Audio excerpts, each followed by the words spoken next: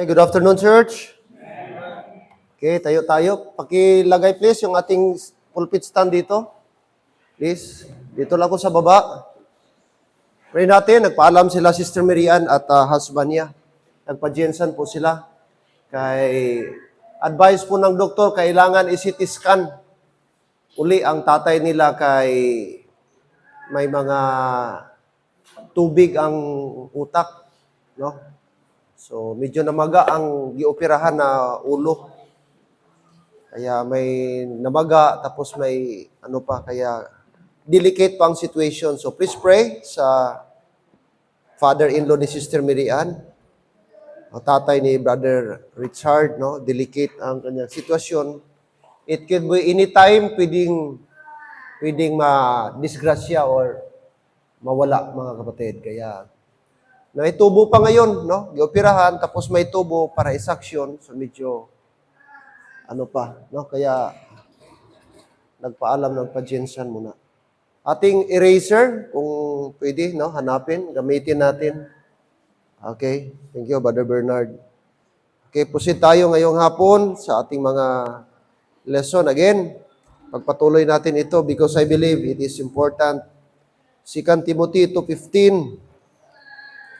2 Timothy chapter 2, verse 15.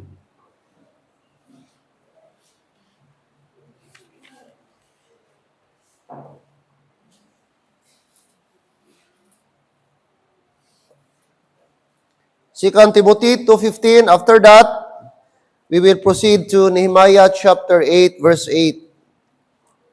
Okay? All the ladies will read 2 Timothy 2:15. Then all men will read Nehemiah 8:8. Alam nyo ba mga men, saan yung Nehemiah? Dapat kabisado natin ha. Baka may naghahanap dyan sa New Testament. Akala nyo malapit lang sa 2 Timothy. Okay. Chapter 2, verse number 15, 2 Timothy, all ladies, read.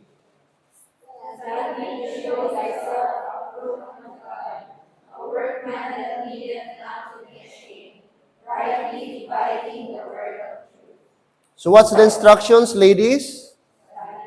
Study. That's a command. Paul never said, please study. He's not begging nor giving suggestion. That is, that is a must. So that's not an optional. That's a command. Amen? So we need to study. We are mandated to study. Whether you like it or not, it is our duty as a Christians. Amen? We need to study. What are we going to study? The Word of God, the Word of truth. Why? We are workmen. We are, a working man. And for us to be able to become approved before God, we need to study. Amen? It's very important. What are we going to study? The Word of God, the Word of truth. Nehemiah 8:8. Nehemiah. Okay. This is our, another text this afternoon. Okay, all men will read verse number 8. Ready? Go.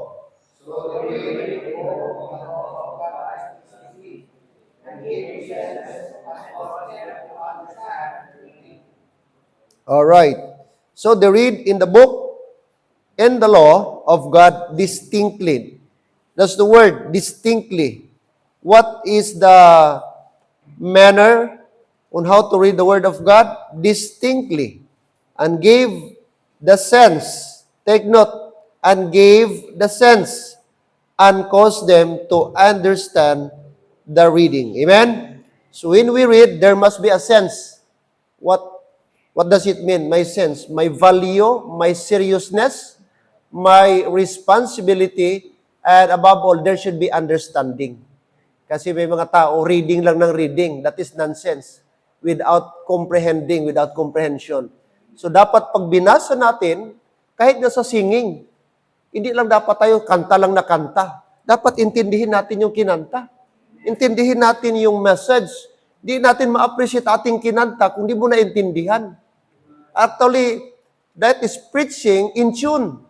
Singing, that is preaching in tune. Nalagyan lang ng tono, pero ang mga lyrics, that is Word of God also. Kaya pag naintindihan natin yan, the more natin na-appreciate, kaya sa singing pa lang, nabibless na tayo. Amen? Kasi that is Word of God. Nilagyan lang ng mga lyrics, mga kapatid. Kaya po sana, mag-deeper ang ating appreciation sa Word of God. Okay, let's come to the Lord in prayer. Father, we thank you for your goodness, loving kindness to us. Lord, this afternoon, allowing us to have this wonderful privilege for us to be able to study, to learn, to hear something.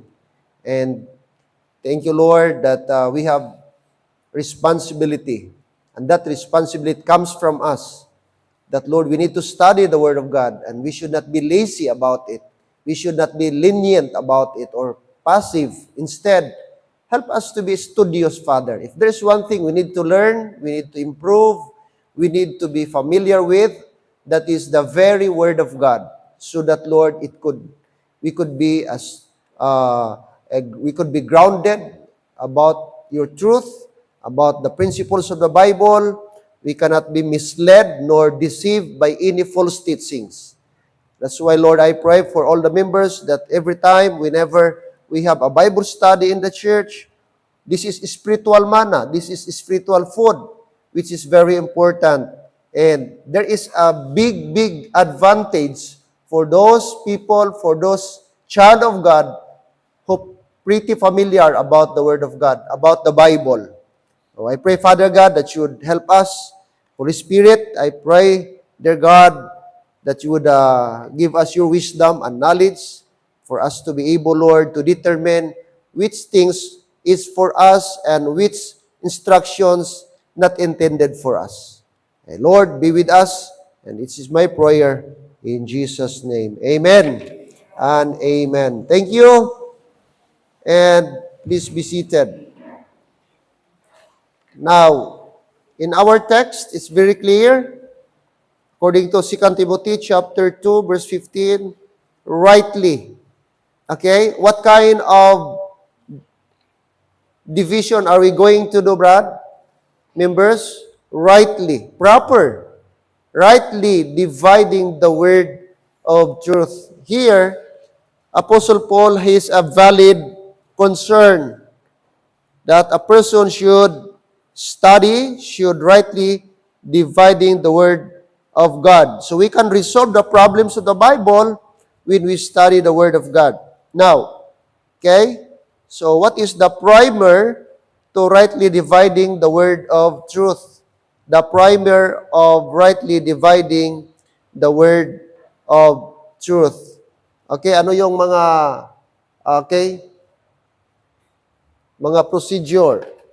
Okay, now, as we all know, mga kapatid, okay, when we approach the Scripture, it is needful for everyone to know whose meal it is or whose meal is it. You must remember that the entire Bible is for us. Amen. The entire Bible, which means from Genesis to Revelation. The entire Bible is for us, but not all of it is written to us directly. Iba po yun. Magkaiba po yun. Ang buong Biblia, nakasulat o sinulat para sa atin. However, hindi lahat na nakasulat sa Bible directly para sa iyo.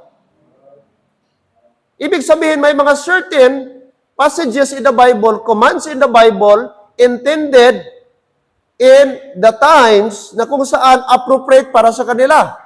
Like for example, build thee an ark.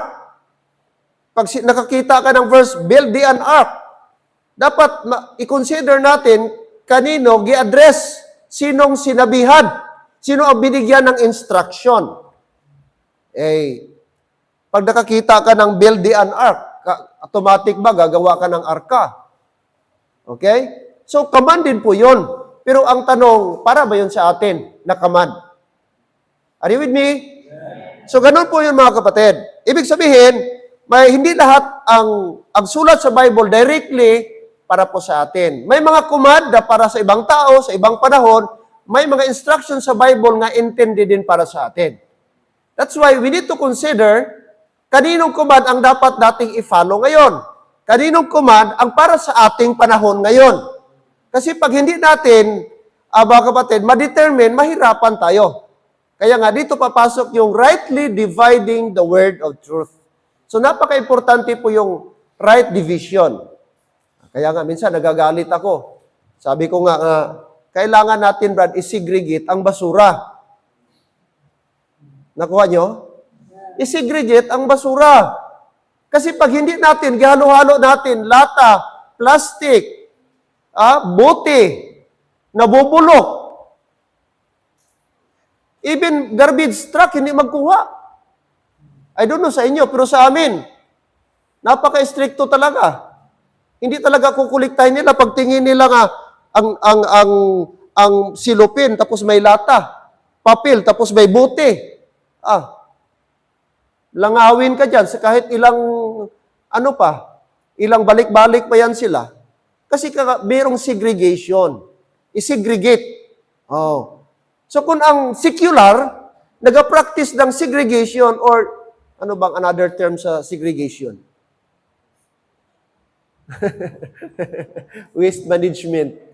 Yung bang i-classify ba? Sorting. Sorting ba? I-sort mo. I-ganon mo. Di ba? Kung sa secular na, sa mga practical na bagay, gina-apply, how much more sa Bible? Kaya kailangan ang right division.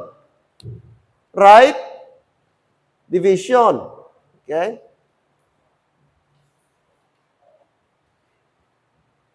Now, first thing na dapat nating i-consider,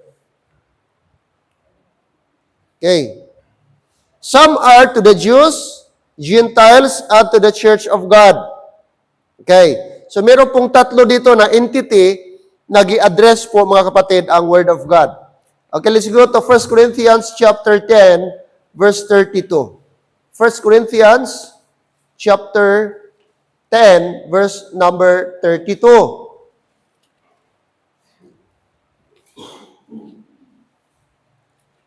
Para ma-interpret natin properly ang Bible, mga kapatid. Maintindihan natin ang Bible. Maiwasan natin ang confusion. Salamat, merong right division. Merong tatlong grupo na kung saan naka-address po ang Bible. At sabi po ni Apostle Paul, verse 32. Look at verse 32, chapter 10, verse 32. It says here, give none offense, neither to the Jews, nor to the Gentiles, nor to the Church of God. So, three groups po na naka-address ang Bible. First,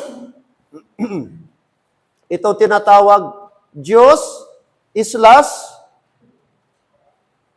Israel. Amen? So, Hudyo. Okay? Hudyo lang. Para sa Hudyo. Intended para sa Hudyo. Let me give you an example. The command of circumcision. Na dapat sila, in 8 days, dapat sila magpatuli or tuliin lahat ng mga lalaki. Are you with me? Yan na command, mga kapatid. Para lang yan sa Hudyo. Galing yan sa Hudyo. Until now. Pero ngayon, of course, nag-adapt na rin ang ibang bansa. Pero primarily, yung command na yan, para yan sa Hudyo. Hudyo lang, mga kapatid. Yan na command. Circumcision. Okay. Sinong pangalawang grupo? Sino dyan? Sa verse 32. Okay. Gentiles. Alright, Gentiles. Ano ang Gentiles? Non-Jews. Non-Jews.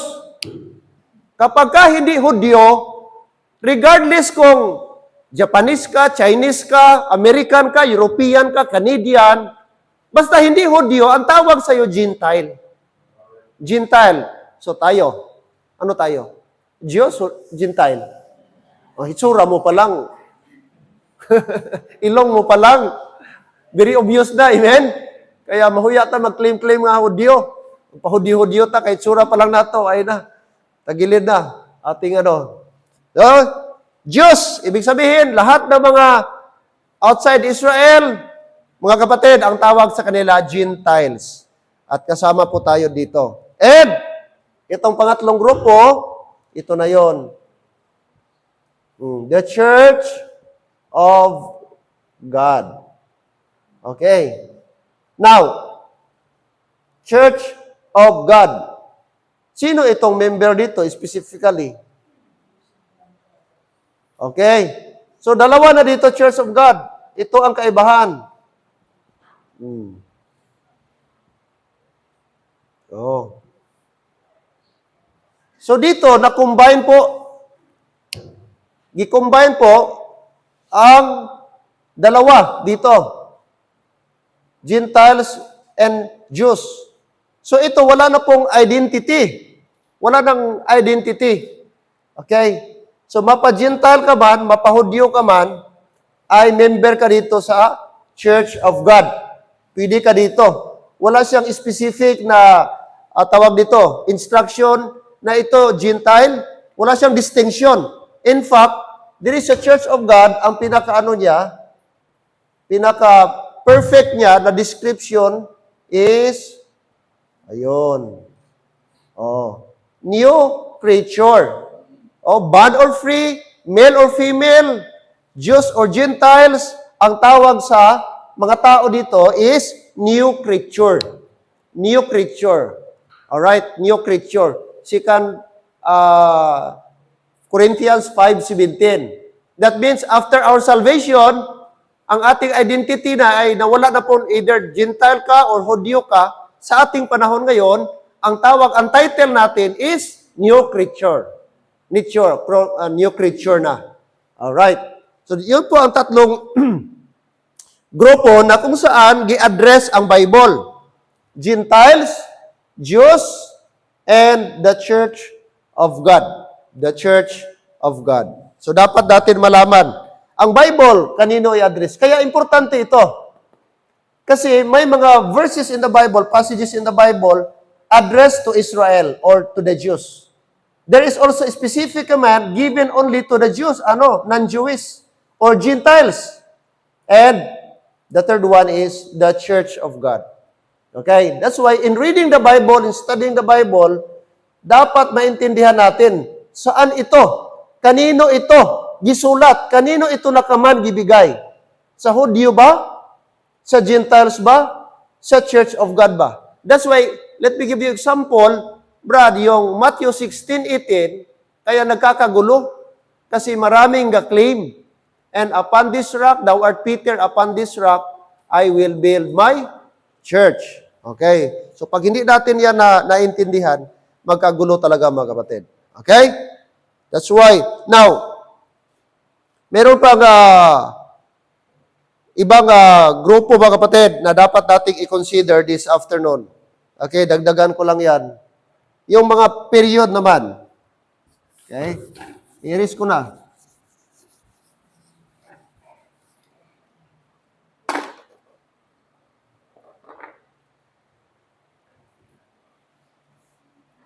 The Bible is divided into groupings based on different dispensations and based upon the group of people to whom God is speaking.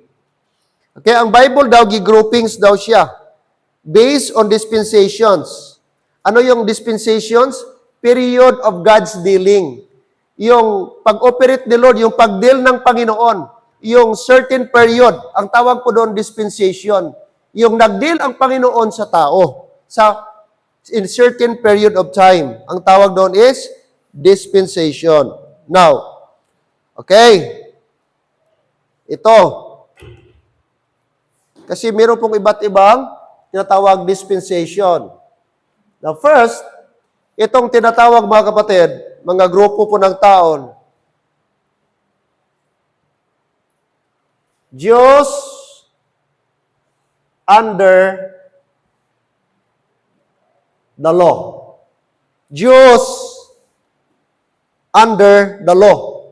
Mga Hudyo, Israelite, na under sila po sa batas ni Moses.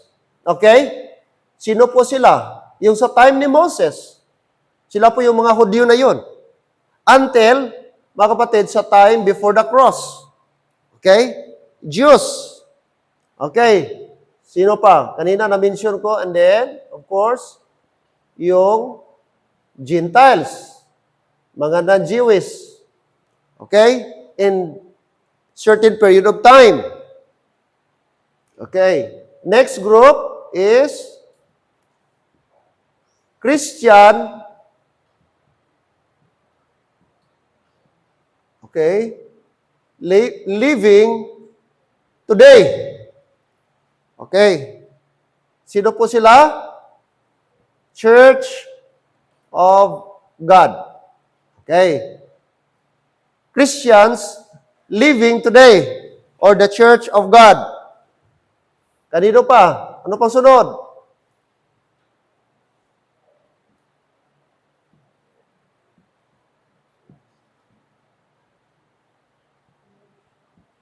Yun. Fourth one is tribulation saints. Yung mga saints naman o yung mga tao na mabubuhay during tribulation. Kasi may tao pa rin sa tribulation. Sa mundo. Ha, Brad? May mga tao pa. Okay. And then, finally, itong tinatawag, okay,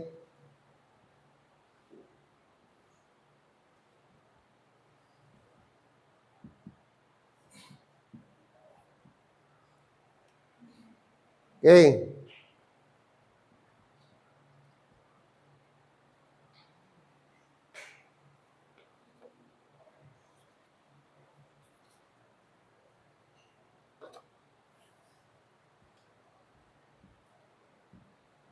Yun. Panglima, 1, 2, 3, 4, 5. Yes. Panglima na klase o group ng tao, Brad, members is person living in millennium. Millennium. May mga grupo pa rin ng mga tao. Group of people, Jews, specifically Jews, under the law. Gentiles, non-Jewish. Tapos ito, Christian living today. Church of God. Isa lang yan. Tribulation saints. Sa tribulation, sa 7 years tribulation. And panglima, person living in millennium. Okay. Now, tanong, saan tayo napabilang today? Sa 5 kagrupo, these 5 groups, where do we belong? Okay, so sa pangatlo tayo. Sa Church of God, dito tayo, Brad. Christian living today. Now, makinig, kung di ka madala sa rapture dito, na posible, diri ka. Would you agree? Ang maiwan dito sa rapture, kay ito ang i-rapture ni Lord. Ito ang i-rapture, the Church of God, yung mga saved. Yung mga saved, yung nag-believe sa gospel. Okay. Now take note, ang Church of God, hindi lang Baptist yan. Kaya ang Church of God, wala yung church affiliation. Yung body of Christ, ba? Wala to siya affiliation. Pwede dito, kahit di member sa local church, kasama sa rapture. Kaya huwag ka magkumpiyansa kay member ka sa local church. Sigurado ka na. Kaya baka ga-assume ka na save ka, kay nasa local church ka, kahit choir member ka pa, pero kung di ka save, wala. Oh. Kaya, i-double check mo yung salvation mo. Kaya baka nag-assume ka lang na save, pero wala pa lang deep relationship sa Ginoo. Gasunod-sunod ka lang, gasabay-sabay ka lang, but in reality, wala pa lang connection sa Ginoo. Yan ang delikado. Kaya, kayo na may mga parents dito, baka lumaki kayo sa simbahan na, ang mindset ninyo, sigurado ka na, na-baptize ako, yun ang danger. Okay? Kaya sigurado dito ka. And then, after this, mga kapatid, ito na po yung millennium. Ang millennium, that is 1,000 reign of Christ. 1,000 reign of Jesus Christ. Now, this time, Jesus Christ become the King of Kings and Lord of Lords. At dito na po ma-establish yung kanyang kingdom, millennial kingdom. So yung Matthew, Mark, Luke, John, dito na po yun ma-establish. Okay? Dito na makumplito. So dapat natin intindihin ang Bible. Kanino ba yung giutos daw na passage? Okay? So hindi mo pwedeng sabihin na lahat na nakasulat sa Bible para sa'yo. Kasi magka-problema ka talaga. Kaya gihalo-halo mo. Ang halo-halo, okay lang kung halo-halo. Pero kung i-apply mo sa Bible, magulo. Problema. Nakuha niyo, Brad? Kaya ganun din. Kaya mga men, importante ito istadihan natin para ma-interpret natin ang Bible. Kasi pag nabasa ka, i-apply mo ngayon na para pala doon sa Old Testament, yun ang mga problema sa mga churches. Gi-claim ang hindi para sa kanila. Kaya nga, meron tayong kasabihan, whose mail it? Whose mail it? Kaninong sulat yan? Huwag mong i-claim ang sulat na hindi para sa iyo. Naintindihan natin? Okay? So, okay? Mga kapatid, mahirap po kung di natin i-consider. Now, when we study the Word of God, may mga question tayo na dapat. Okay na? Na-copy na, Brad? I-erase ko na. Okay? Para medyo ano ang ating coverage. Natanggal naman pala itong kanyang isang dito. Tagal ko na hindi nakagamit sa aking whiteboard. Tanggal. I-consider natin mga kapatid, every time we study the Word of God, we should ask these questions. First consideration is that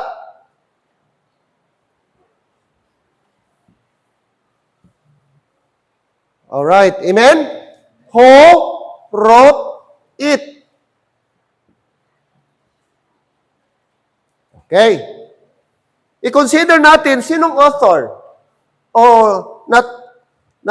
author, writer. Writer.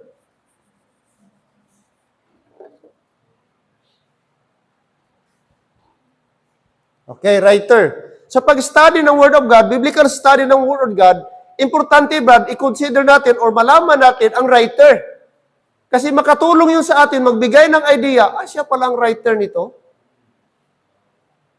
Let's admit, mga kapatid, na marami tayong binabasa sa Bible, pero di natin alam kung sino ang writer. Tama? Hindi na ba lahat nakasulat sa Bible, siya ang writer? May mga book sa Bible na iba ang writer. At meron ding mga book sa Bible na hindi sinabi ang writer. Si Peter po yan. Si James. Pero ang Book of Acts, sinong writer? Amen? Oh. Yan, dapat natin malaman. Sino ba nagsulat sa Book of Acts? Sino nag-record sa Book of Acts? Yung Acts, ang movement po yan, mga kapatid, ng mga apostol. Ano yung ginawa nila? Yun. Ang Book of Acts, record yan ng mga apostles, paano nag-establish, missionary journey ni Apostle Paul. Yung Corinthians, makunik mo yan Corinthians, doon po sa Acts. Galatians, makunik mo yan sa Acts, kaya doon mga kapatid, ang record po nila, kailan sinulat. Kaya importante, istadihan natin ang Book of Acts. Kaya dyan ang record, sila Peter, lahat nag-ikot-ikot sa Book of Acts. Kaya nasulat nila ang mga books. Mabigyan ko na kayo, si Luke. Si Luke ang writer ng Book of Acts. Kasi si Luke, siya ang personal aid ni Paul. Witness siya ni Paul, kasama siya ni Paul, partner siya ni Paul. Okay? Kaya na-record niya ang Book of Acts kung ano ang nangyayari sa Book of Acts. Kasi part siya sa missionary journey ni Apostle Paul. Are you with me? Importante, who is the writer? Yung mga kings, walang pangalan. Chronicles, walang pangalan. Alam ba ninyo sino ang writer niyan? Amen.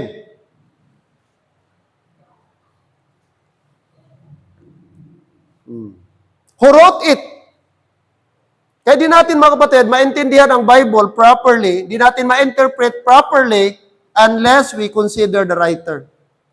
Who wrote it? Importante po ang author, ang writer. Na dapat dating malaman. Okay, later on, siguro, time will come, isa-isahin ko, dapat studyhan natin sino ang mga writer. Bawat book, sino ang writer. Okay, very familiar sa atin. Sinong writer, Brad? Ng first 5 books in the Bible? Okay, itinawag siyang Pentateuch. Pinta from the word 5. 5 book of Moses. Okay, Genesis, Exodus, Leviticus, Numbers, and fifth and last, Deuteronomy. Okay, si Moses po yung nag-record. Okay? Ganun ba, Pastor? Yes. Si Moses ang writer. Writer. Gireveal sa kanya, mga kapatid. Okay. Next, number 2. Second is, when was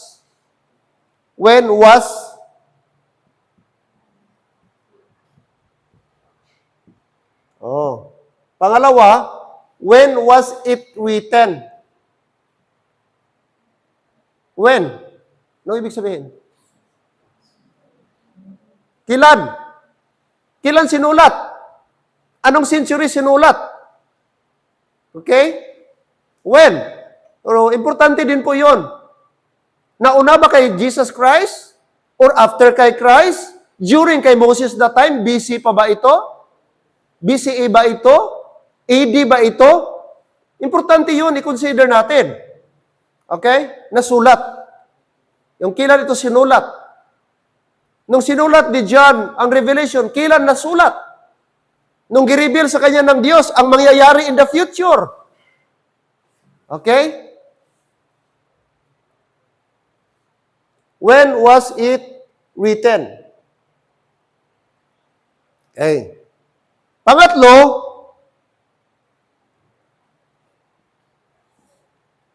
whom it was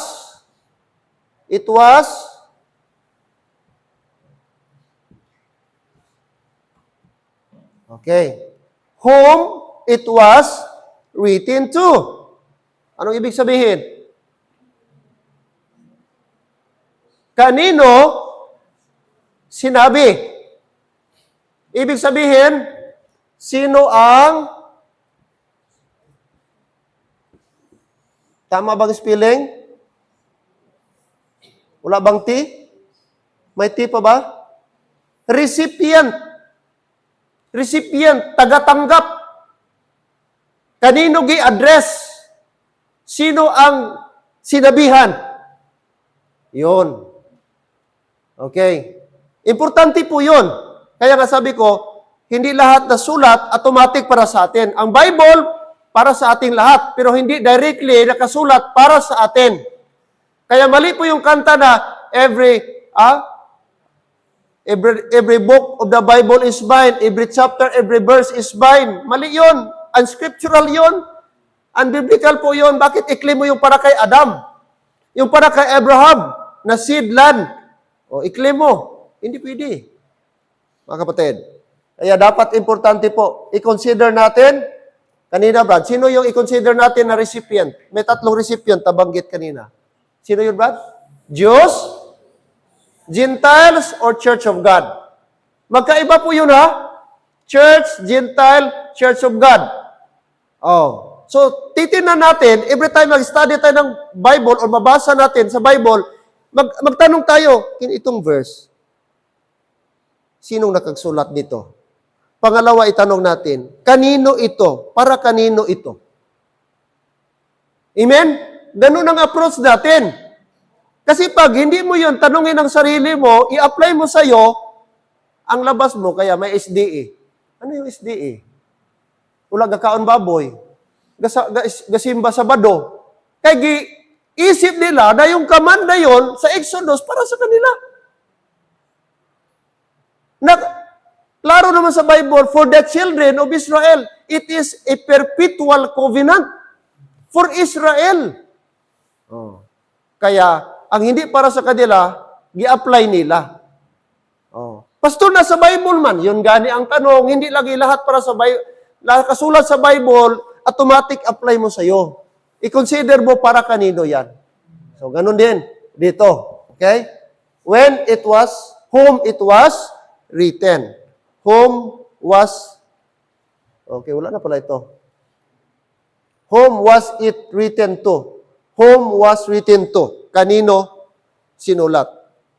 Okay, and pang-apat. Pang-apat mga kapatid. Was it the passage, what is the passage all about? What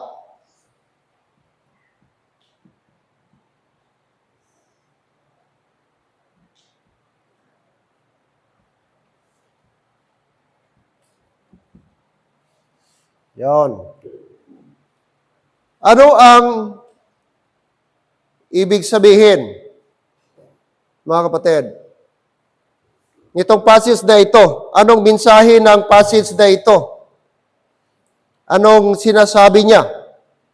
Anong tinuturo niya? Okay? Kaya pag hindi mo ito maintindihan, ang mga some verses in the Bible, mag-conclude ka na magulo pa ang Bible. Ang Bible may contradiction. Yun ang conclusion, kaya din ako magbasa ng Bible. Kaya pag di mo naintindihan, sabihin mo, bakit ibang sinasabi dito? Bakit iba naman dito? At sabi ko, kahirap mo i-reconcile. Mag-question ka tuloy sa Bible. Mag-doubt ka sa Bible, kay iba-iba, Brad. No. So, akala mo, may contradiction ang Bible. Kaya, tuloy, like I said, mag-doubt ka na. Kaya parang may discrepancy, may error gid ang Bible. Parang iba-ibang sinasabi. Mga kapatid, doon na tayo, magkakagulo. So, kaya nga, kung di ka mag-apply ng rightly dividing the word of truth, ma-confuse ka talaga. Pero mga kapatid, there is no confusion in the Bible. Walang error ang Bible. Perfect po ang Bible. Amen? Ang tama lang is parang puzzle. Ilagay natin kung saan siya dapat na pabilang. Ganun lang talaga, no? Ang approach natin. Kaya po mga kapatid, salamat meron pong Word of God. Okay. Now, actually ano ko na ito, na mention ko na ito previously, mga few months ago, na photo lang tayo and God willing atin itong ma-continue, mga kapatid. Okay. Sige po, ano ko na. May mga seemingly na passage sa Bible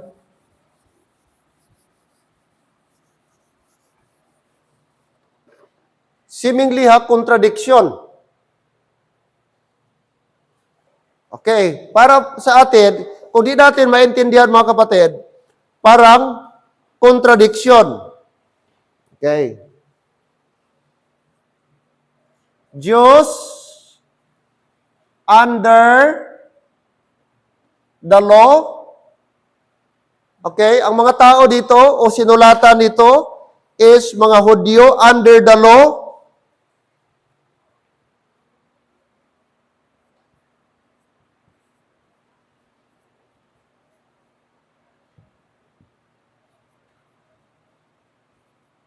Tribulation saints and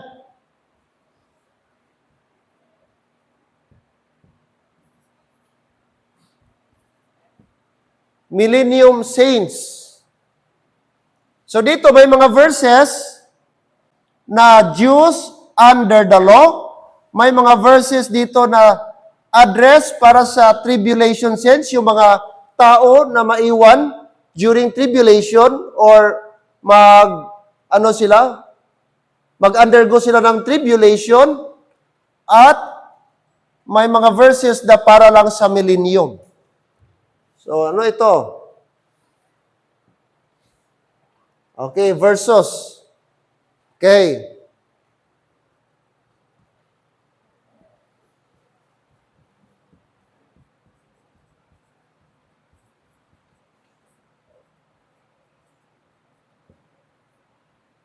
Church, body of Christ.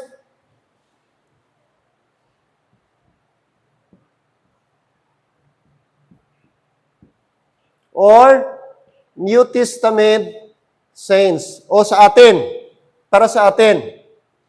Okay, body of Christ sa ating panahon ngayon or New Testament saints. Versus naman dito, mga Hudyo under the law, tribulation saints, at millennium saints. Okay, first thing, basahin natin ang Exodus 21:23. Exodus 21, verse number 23. Exodus.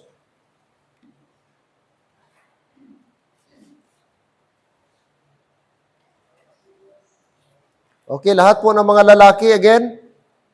21, verse number 23.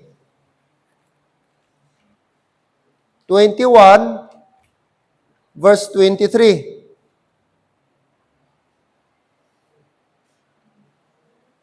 Chapter 21, 23 and 24. All men, ready, go.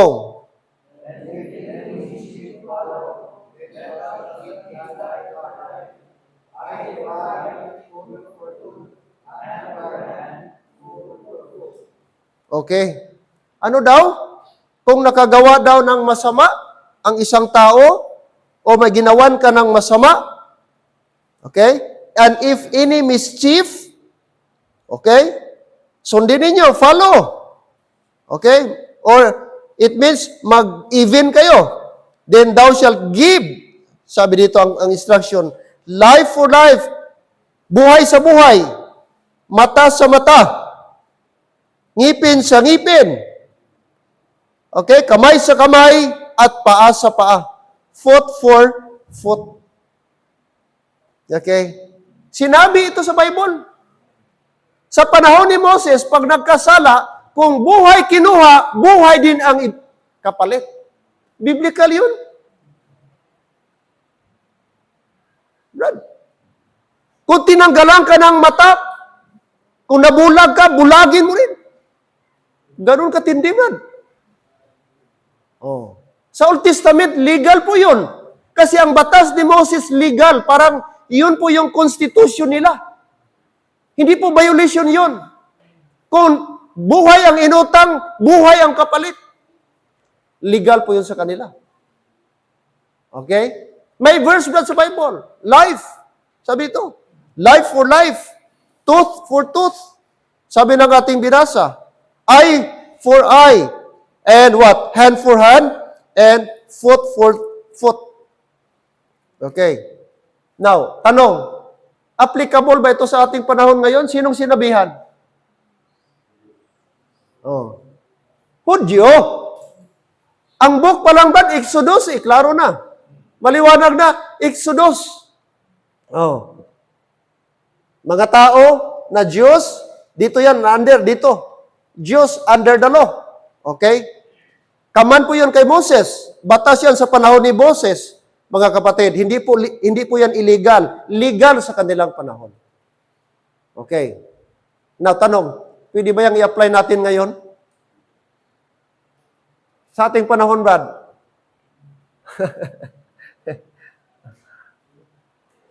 Okay, tanong, anong instruction sa atin ngayon? In the church, the body of Christ, ano na? Anong instruction ni Paul? Anong verse? Ano kayang verse ba ibigay ninyo? Sa body of Christ, kaya hindi man tayo, hindi ito para sa atin. Okay? Ano yon? I for an I. Okay. Dito sa body of Christ, ano ang instruction ni Apostle Paul? Okay, mga ladies, pakibasa please. Romans 12:17. Romans chapter 12, verse 17. Romans 12:17.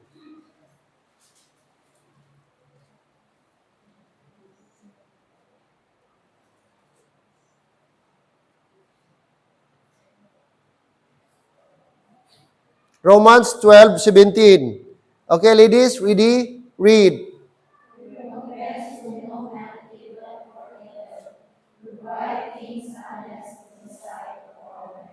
18.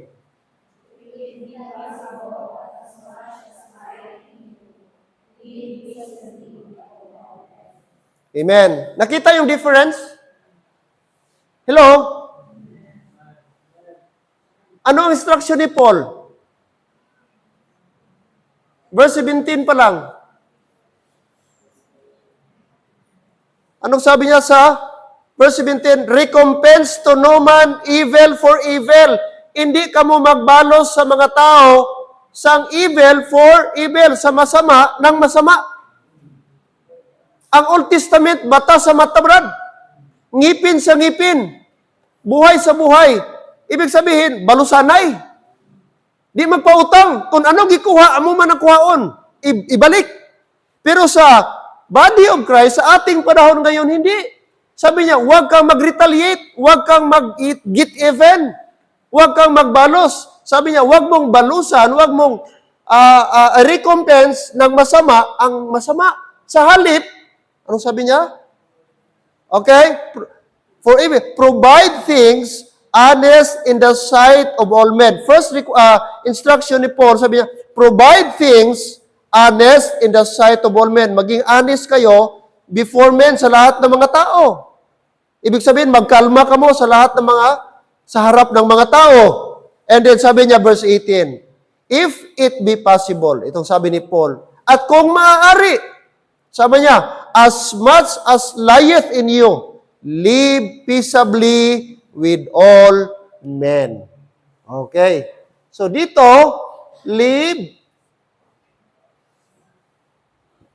peaceably with all men. Okay. Malaking kaibahan. Tama?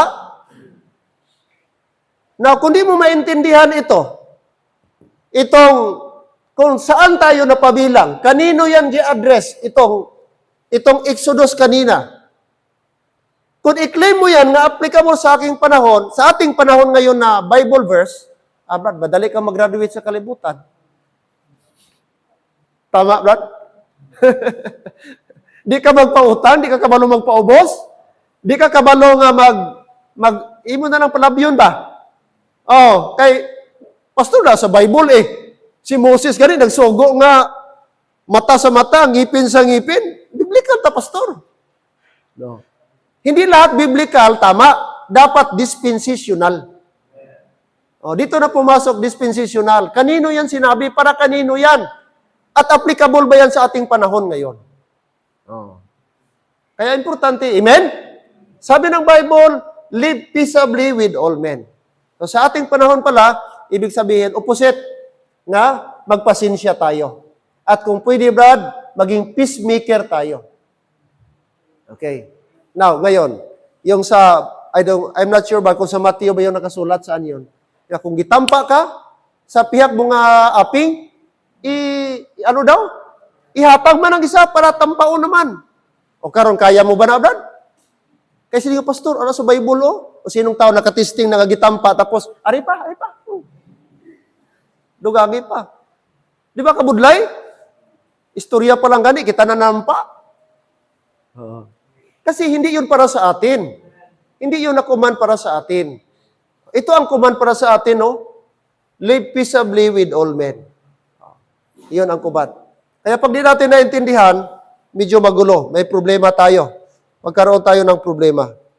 Okay? Kaya dapat importante po mga kapatid, na okay? Dapat i-consider natin. Okay, pangalawa, Luke 18:18. Luke 18:18. Luke 18 verse 18.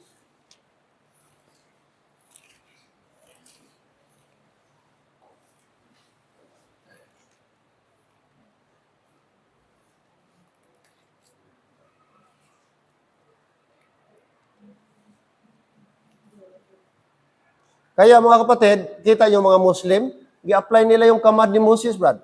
Alam niyo yung rido? Intindihan niyo yung rido? Ano yung rido sa kanila? Kung sinong nabawasan sila, may pinatay silang kamag-anak, way kasuhanay. Hindi applicable sila kasuhanay, kurti-kurti, di. Pag sila naman, bira naman sila. Pag ito naman isa, bira naman. Kasi nabawasan kami, kailangan din makano kami. Ganun sa kanila. Ito yung example ba? Yan. Pero hindi yan para sa atin. Okay, balik tayo doon sa Luke 18:18. Anong sabi ng verse 18? A certain ruler asked him, that is Jesus Christ, saying, Good, Master, what shall I do to inherit eternal life? So nagtanong siya, paano siya mapunta ng langit o maka-avail po ng eternal life? Anong sagot ni Jesus Christ?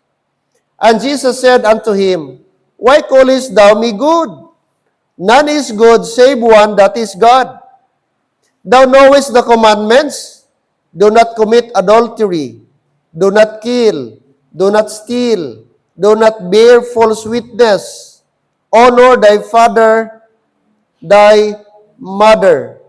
And he said, All this have I kept from my youth. Okay, now anong gi-instruct ni Jesus Christ sa kanya? Para siya ma-save. Para ma-avail niya ang eternal life. Anong gawin ng youth, Brad? Anong gawin itong tao na nagtanong sa kanya? Okay. Follow, Brad, the commandments of Moses. Andiyan pa kayo? Gising pa kayo? Amen, amen? Oh.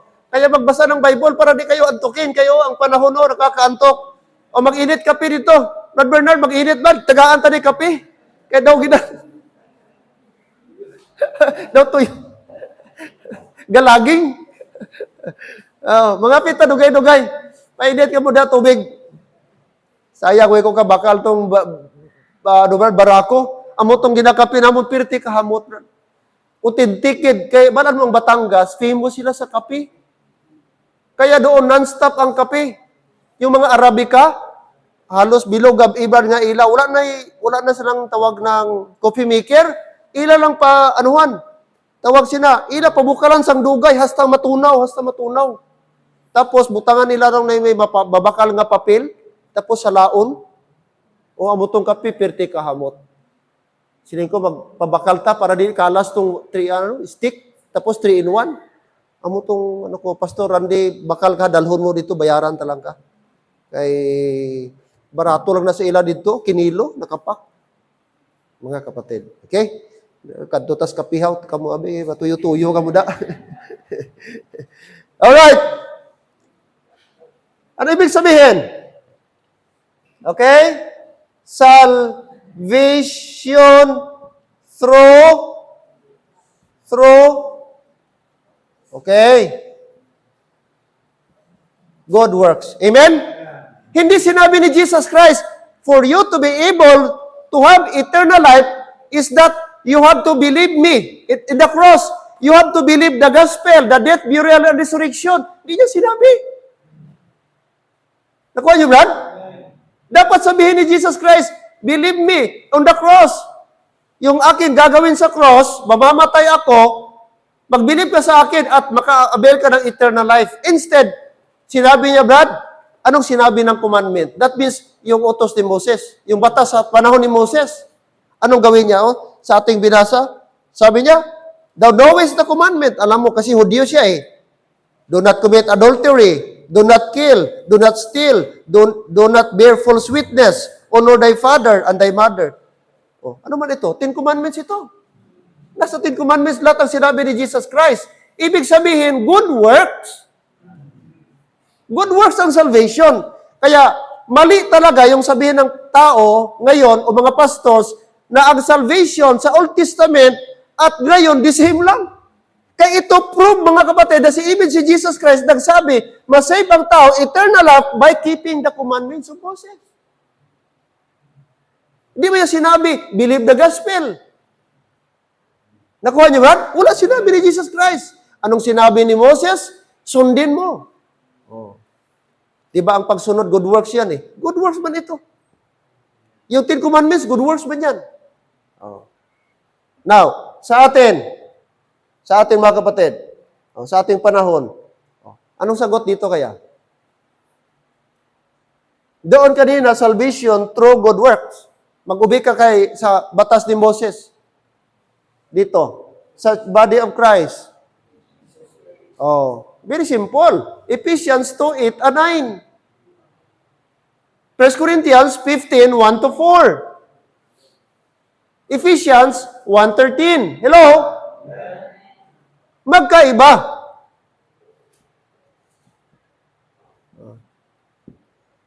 Salvation. Dito naman, sa ating panahon, mga kapatid, is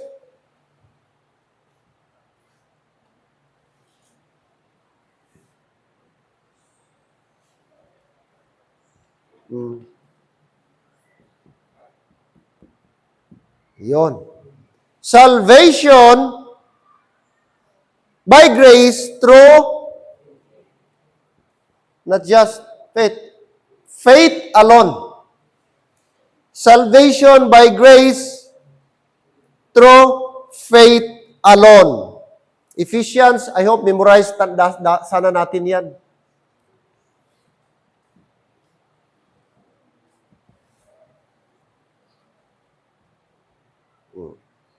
So dito pa lang, may clone na tayo.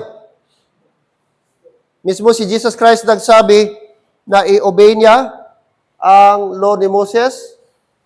Dito, salvation by grace through faith alone. Alright. Verse, Ephesians 2:8 and 9. 1 Corinthians 15:1 to 4. Ephesians 1:13. Ano pa, mga kapatid? Okay? Romans 1:16. Yan. Mga verses sa ating panahon ngayon. So magkaiba po. Magkaiba. Kaya kung hindi mo ito maintindihan, sabihin mo, bakit iba ang sinabi ni Paul, dito iba din ang sinabi ni Jesus Christ? Bakit nag-command si Christ na i-obey ang law? Samantala si Paul, sabi niya, mag-believe ka lang, by faith, through grace, ma-save ka. Kaya saan bang sundin ko dito? Dito sa Luke o dito sa sabi ni Paul? Kaya ma-confuse ka. Hello, amen? Kaya dito, Brad, magpasok. Pag halu-haluin mo ito, talagang magulo. Kaya gani, una sa lahat, i-consider natin sino ang ating apostol. Kaya kung malaman natin ba, sino ang ating apostol, doon na tayo. May clue ka na, marunong ka na mag-rightly dividing. Tandaan natin sa ating panahon ngayon, wala tayong ibang apostol kundi si Apostle Paul. Apostle for the Gentile, Apostle Paul. So kung nag-acknowledge ka na si Apostle Paul, ang apostle mo, madali mo nang maintindihan. Okay? May isa kami kasama, single pang pastor, taga Misamis Oriental, Villanueva, nalapit sa Cagayan. Meron din kaming isang pastor na 3 years pa lang sa rightly dividing, pero mapusok na si Pastor Ramon, taga Iba, Sambales. Sabi niya, Pastor, sino bang apostle mo ngayon? Siya lahat. Delikado yan, lahat.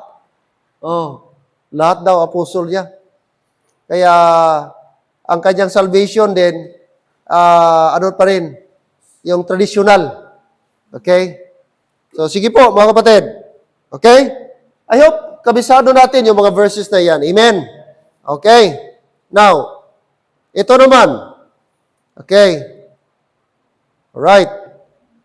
Matthew, nabasa natin ito. Okay. Pero ano ko lang.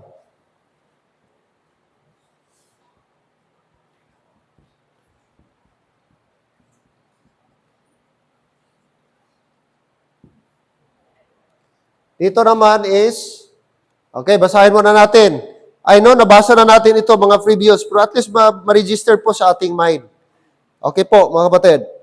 Okay. Dito po tayo sa Matthew 3:1. Matthew 3:1. Matthew chapter 3.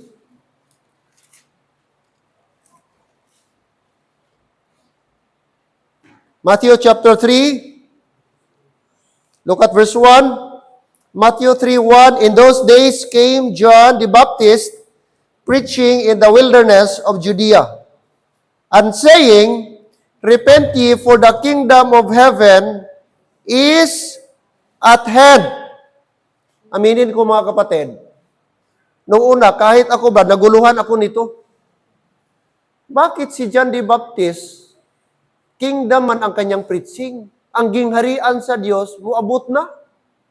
Maghinulsol ka mo, kay ang kingdom sa Ginoo, niabot na? Bakit kingdom man? Ako din pa naguluhan nung una. Kingdom? I don't know sa inyo. Pero ako, Brad, honestly, nag-question din ako, bakit ang wali ni John the Baptist, kingdom man? Ano pa? Dito po mga kapatid. Chapter 4, verse 17. Chapter 4, verse 17. Matthew pa rin. Let's read. Ready, go. From the time Jesus began to preach and to say, Repent, for the kingdom of heaven is at hand. Kanina si John the Baptist. Ito naman si Jesus Christ. The same. Same sila. Consistent ang kanilang preaching. Repent, for the kingdom of heaven is at hand. Okay, chapter 9, verse 35. Chapter 9, verse 35. Matthew pa rin, 9:35. And Jesus went about all the cities and villages, teaching in their synagogues and preaching the gospel of the kingdom. So, i-preach nila ang kingdom kasama ang healing every sickness and every disease among the people. So, kasama po sa gospel of the kingdom ang healing. Kasama po mga kapatid ang, okay, like I said, lahat po na uri ng mga sakit, i-healing po nila. May healing sila. Okay, at chapter 10. Chapter 10. Look at verse number 10, verse 5. Verse 5. These 12 Jesus sent forth and commanded them, saying, Go not into the way of the Gentiles, and into any city of the Samaritans. Enter ye not, but go rather to the lost sheep of the house of Israel, and as ye go, preach, saying, The kingdom of heaven is at hand. So nakita nyo, ang common sa ila, Brad? Ano, Brad? Kingdom of heaven. Kingdom of heaven. John the Baptist mentioned kingdom of heaven. Jesus Christ mention about kingdom of heaven sa kanyang preaching. At ang pangatlo, mga 12 apostles, mag-preach sila, huwag silang pumunta sa mga way of Samaritan, rather, the lost sheep of Israel. Tapos doon, Brad, sila? Mag-preach sila about the kingdom of heaven. So, consistent. Pareho sila. In other words, ang kanilang preaching is about gospel of the kingdom. Kingdom ang kanilang preaching. Kingdom gospel ang tawag doon. Kingdom gospel. Okay. Now, sa ating panahon ba, ganun ba ating preaching? Yun ba ang Repent! For the kingdom of heaven is at hand. Kung mag-street preaching tayo ngayon, yan ba ang ating message? Sino may mga sakit? After tayo maghinulsol ka mo, magano ka mo. Okay. Kaya nga, sa Pentecostal band, hindi pwede ang simba nga walang healing.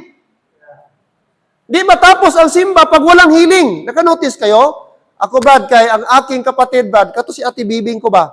Foursquare Gospel. I don't know kung may Foursquare Gospel dito. Pentecostal, yapo na sila ng grupo. Foursquare Gospel. Sa bukid noon, sa banda ng Misamis Oriental, maraming Foursquare Gospel. Pentecostal group.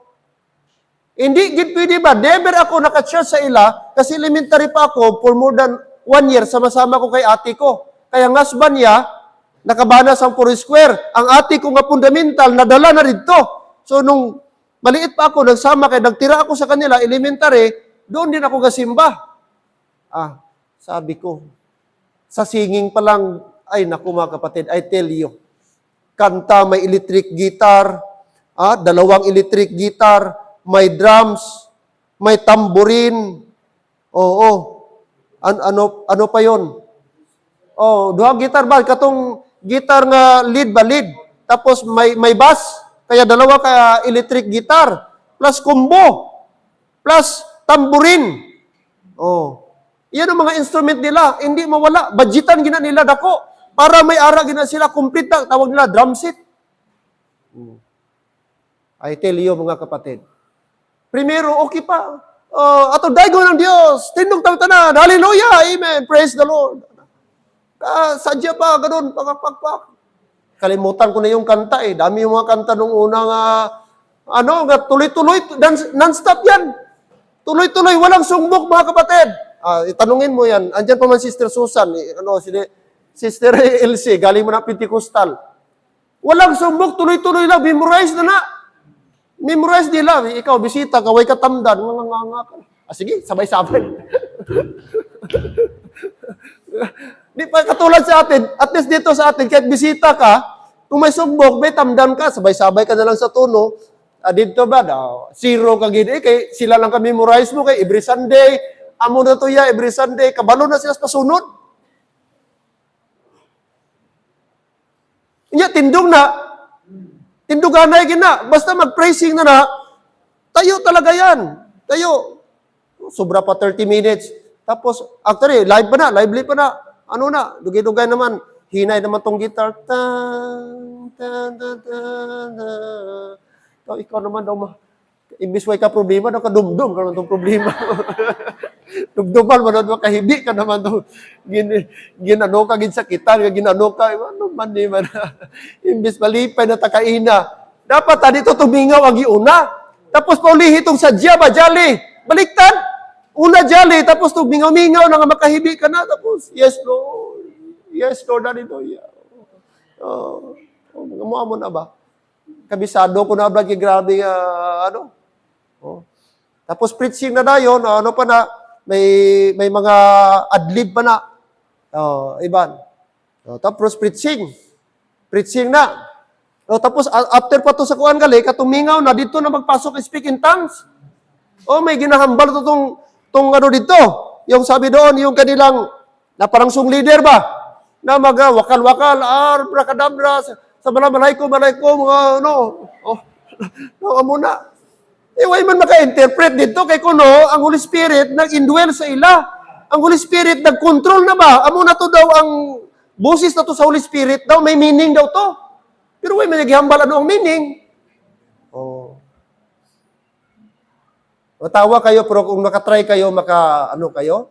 Si Brad Jason, sila Charlie na, tanungin nyo yan. Buhay pa magidiyan sila, tanungin nyo kung ano na. Di man ma-interpret kung anong meaning yung ginasabi ng, speak in tongues na di mo maintindihan, Brad. And then, preaching. Okay ang preaching, pero di na masyado taas, Brad. Mga 30 minutes, okay na.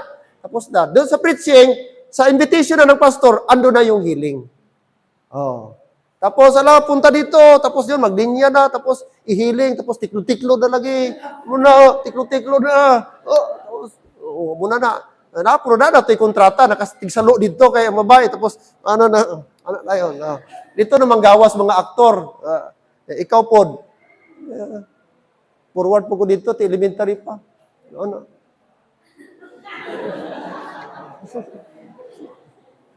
Damo ka gid sala, ba di ka matumba, damo ka sala.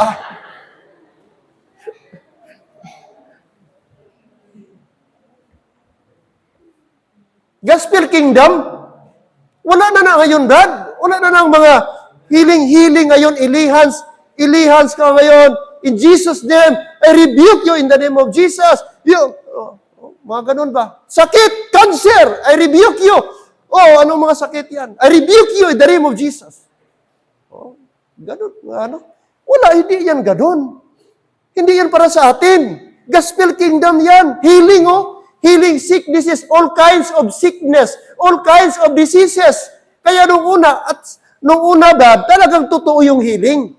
Kaya mga apostles, gibigyan sila ng power. At isa sa mga power na gibigay ng Diyos sa kanila is the power to heal. In fact, mayroong gani instances na anino lang ni Peter ba? Nagkalaayo tong naagian sa anino ni Peter? Ang tanang nga sakit, mga lumpo, nakatindog, nakalakat, anino lang ni Peter? Ganon katindi nung panahon sa mga apostles. Kasi totoo, authentic talaga sila. Tanong ko ba, kung talagang totoo yung healing na yan, bakit di sila magpunta sa hospital kay daming bakit sa simbahan sila gahiling?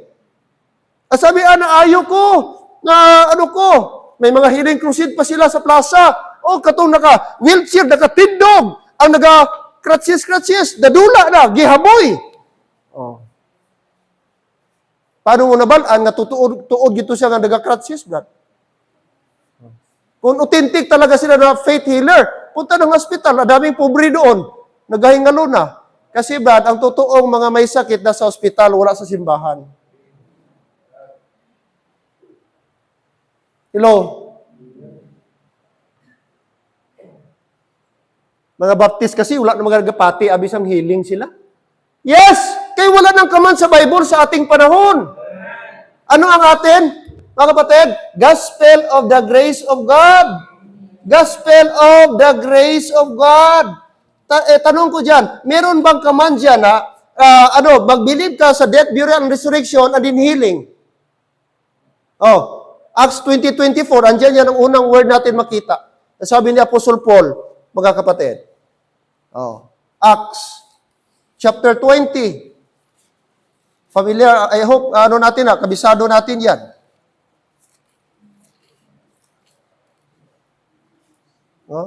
Anong command sa kanya ni Lord? Acts 20:24, but none of these things move me, neither count I my life dear unto myself, so that I might finish my course with joy, and the ministry, bigyan siya ng ministry ni Lord, which I have received, natanggap niya, of the Lord Jesus. Ano yan na ministry? To testify the gospel of the grace of God. So, i-testify niya ang gospel. I-share niya ang gospel. Walang sabi na mag-heal pa siya ng mga diseases. Wala pong kuman na ganun sa ating panahon. Romans 1:16. Kanina sinabi ko, nabanggit ko ito. Romans 1:16. Anong sabi ng Romans 1:16? Sa unahan lang kunti. Romans 1:16, sabi dito, for I am not ashamed of the gospel of Christ, for it is the power of God unto salvation. Magkaroon tayo ng salvation to everyone that believeth, to the Jew first, and also to the Greek. Galatians 1:11. Galatians 1:11. Galatians chapter number 1, verse number 11.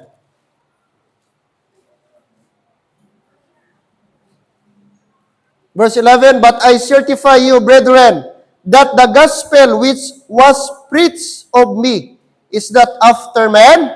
12, for I neither received it of men, neither was I taught it, but by the revelation of Jesus Christ. Chapter 3, verse 26. Galatians pa rin.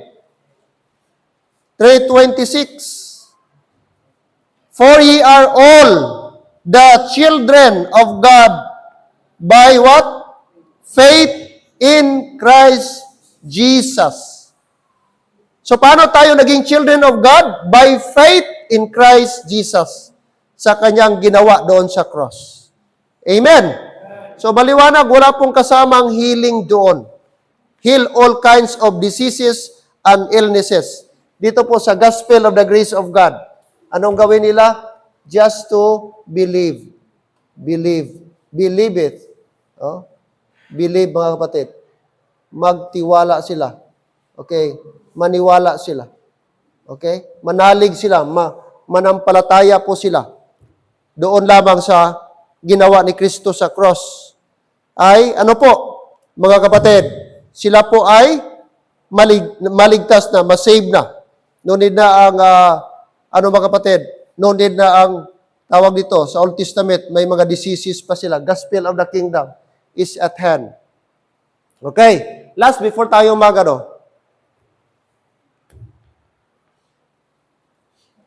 before tayo mag-end, mga kapatid.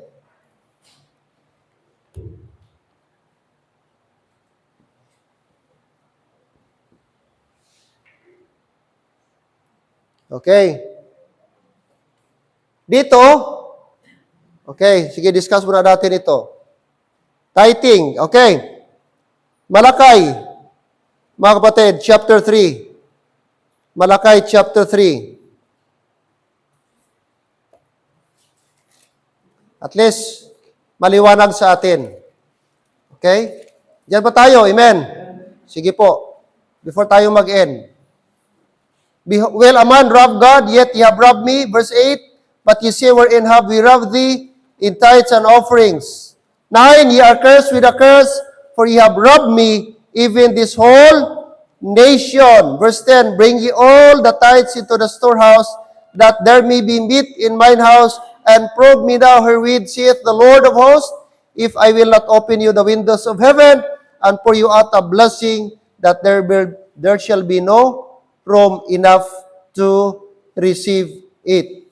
Okay. Now, chapter 1, verse 1. Chapter 1, verse 1. Basahin natin, chapter 1, verse 1. Ready, go. The burden of the word of the Lord to Israel by Malakay. So, ang Malakay, para saan? Israel. Sinong sinabihan sa tithing? Gentiles?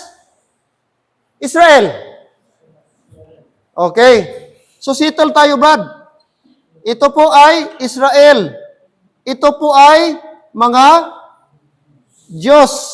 Maliwanag. Sino ang kanilang prophet, Brad? Si Malakay. Amen. So, ibig sabihin, ang sinabihan sa Malakay, mga Hudyo. Hindi simbahan. Take note, may 3 grupo kanina. Tama? Gentiles, Hudyo, Church of God. So, ang tithing, saan nabilong sa 3? Oh. Hindi Gentile, hindi Church, Hudyo. Okay. So, maliwanag. Leviticus, before tayo mag-end. Leviticus,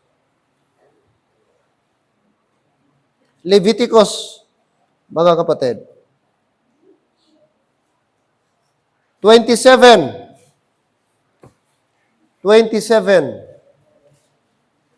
Leviticus 27. Genesis, Exodus, Leviticus.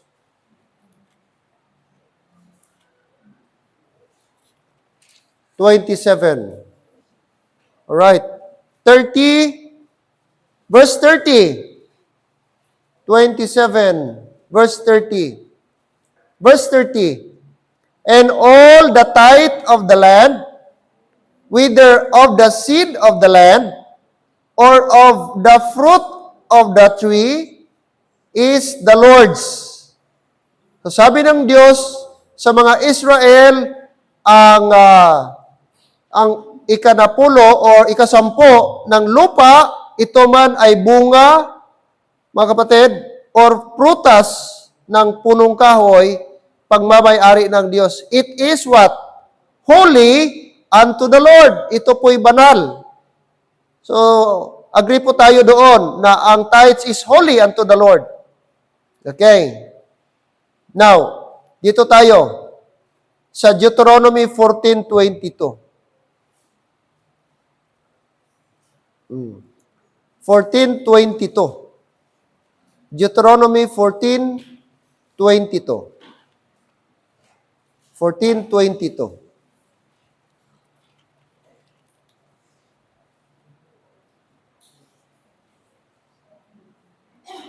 Thou shalt truly tithe all the increase of thy seed, that the field bringeth forth year by year. And thou shalt eat before the Lord thy God in the place which he shall choose to place his name. There, the tithe of thy corn, of thy wine, and of thine oil, and thy firstling of the herds, and of thy flocks, thou mayest learn to fear the Lord thy God always. Okay? Now, according sa ating binasa, again, Israel ang sinabihan na dapat, actually sa Bible mga kapatid, meron silang yearly tithe. Iba din yung tithe nila, Brad, every time na meron silang harvest.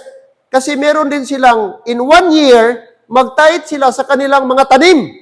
In 1 year, lahat corn, sabi dito, mga punong kahoy, ibigay nila year by year. Alright. So, merong yearly tithing. Meron silang yearly tithing itong Israel. Now, ano ang tithe sa Israel?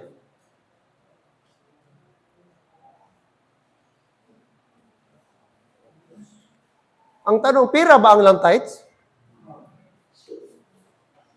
Saan ang record sa Bible na ang pira nila, ang tithe nila is pira? Wala sa Bible ba naka-record na nagbigay sila ng tithe na pira? Nakuha nyo? Ano ang tithes nila? Seed of the land? Corn? Fruit of the land? Ano pa? Herds? Mga hayop? Yun ang tithing nila. Hindi pera. Okay. Now, kung mag-apply tayo ng tithing sa ating panahon ngayon, dapat hindi din pera. Amen. Kung istriktuhin ta, Brad, sundin ta ang pattern sa Israel tithing ba? Dapat maulang money involved. Dapat ang i-tithes mo, kung may umaka, kung may palay ka, palay. Kung may mais ka, ang imong Brad, i-tithes mais. Kung may hayop ka, dapat required ka magdala sa imong hayop. Okay, now, tanong, na-apply ba ito sa mga simbahan ngayon? Sinong dito? Sinong nakakita ng simbahan nga nagbata sa ang iya baboy, nagdala siya sang biik sa simbahan? Praise God, may nagadala ng itlog. Pero di man yung tithe. Salamat, may nagadala ng gulay. Mga senior pagin natin, pastor, may ibigay kami. Pero di yung tithe, offering yun. Iba ang offering, iba ang tithe. Kaya kung maghisgot ka tithe, dapat 10%. Kung may manok ka ba, nag-itlog 20, dapat 2. Automatic yun siya. Otherwise, kung hindi kumplito ang imo tithes, i-curse ka. Isabi ng Malakay So, dapat honest ka sa tithing mo. Kasi ang Israel, pag hindi sila mag-honest sa kanilang tithing, natingala, kanatong kapitbahay, napatay gali. Ay, way, abito, nag-tithe ka itong nagliga. Patay to kay way, abito. So, nabalaan ba, dili honest, napatay, gi-curse. Sa atin, hindi ngayon. Amen? Hindi ganon. Ano ngayon? Tithing, ano na? Ano atin, Brad? Okay. Atin is grace giving. Grace giving. Naniniwala man kaya tayo na nasa grace na tayo? So, grace giving. Do you believe? Agree ba kayo na ang tithing under the law? Kaya sabi dito, under the law? Okay? Tribulation saints or millennium? Itong tithing under the law. Maraming mga pastor, gawali sila. Grace na tayo ngayon. Nasa grace na tayo. Na-save tayo by grace ngayon through faith. Pero tithes. Nakuha nyo? So may contradict. Nakuha nyo, Brad, ang ano ko? Ibig sabihin, may mga portion sila, nag-believe daw sila nga grace period na tayo ngayon, pero may mga gina-impose pa sila sa church, which is under the law pa. O anong tawag doon? Inconsistent. Kaya sa atin dito, church, yes, pwede tayo mag-tithes, pero take note, hindi tayo bound by the law. Ang ating motivation, Brad, hindi na dahil ibigay ko ito kasi ayaw ko ma-curse. Hindi ganon. Kasi wala nang curse sa ating panahon ngayon. At dito po mga kapatid, sa grace giving, wala ng amount dito. Hindi na govern tayo sa 10%. Pero pwede natin gawin dito ang minimum na 10%, gawin nating pattern sa ating pagbigay. Kasi grace giving, mas malaki pa dapat ang grace kaysa law. Mas mabigat dapat ang grace kaysa law. Kasi sa law, wala kang option doon, required ka. Di mo man pwede sabihin, ang aking withholding tax, akin itong i-offering sa gobyerno. Hindi tawag doon offering, hindi yun offering, Brad. Kasi ang withholding tax, kung nasa government ka, musugot ka sa hindi, ikaltas gina. Tama, brother? Wala kang choice doon. Kasi batas yun. Pero magsabi ka, sa aking sweldo, magpakain ako, mag-feeding ako. Yun ang tawag giving. Pero di mo pwedeng sabihin, ang iyong withholding tax, giving na yun. Gigive ko yun sa gobyerno, gidonate ko to sa gobyerno. Hindi requirement. Okay? The same sa atin dito. Sa grace giving natin, kapatid, like I said, ay joy na ang mag-govern. Kaya nga doon, cheerful giving. Cheerful giving. Pero hindi din pwede sabihin natin cheerful giving na mga kapatid, kung pila na lang ang imong ibigay. Maski pila na lang, hindi. Dapat mas higit pa sa tithing. Kaya ang blessing natin galing kay Lord, sobra-sobra. Grabe ang ginawa ni Lord, masave ka, tapos pagdating sa giving, kuripot ka, parang may mali. Parang may mali. Kung na-appreciate mo ang ginawa ni Jesus Christ, the more ka pa maging giver, the more ka pa mga kapatid na generous ka magbigay sa Panginoon. Lord, salamat sa blessing. I am adopted. Papunta na ako ng hell, pero salamat, Lord, giligtas mo ako. Nakuha niyo mga kapatid. So take note, ang tithing para lang intended sa mga Levites. Maliwanag? Sino ang binigyan, Brad? Ng tithe sa 12 Israel at 12 tribes? Ang 11? Ang mga Levites. Ito. Mostly sa mga pastor, anong sabi nila, Brad? Hindi. Kita nga mga pastor, kita ang modern Levites. Yun ang interpretation nila sa Malakay. Ngayon, sa panahon natin, even ako nung una, Brad, ganun din ang concept ko. Sa panahon natin ngayon, ang mga pastor, yun na yung Levites. I-spiritualize mo na. Gimisinterpret mo ang Bible, Brad. Iba ang Levites, ibang pastor. Hindi mo pwedeng sabihin, Levites ka rin dito.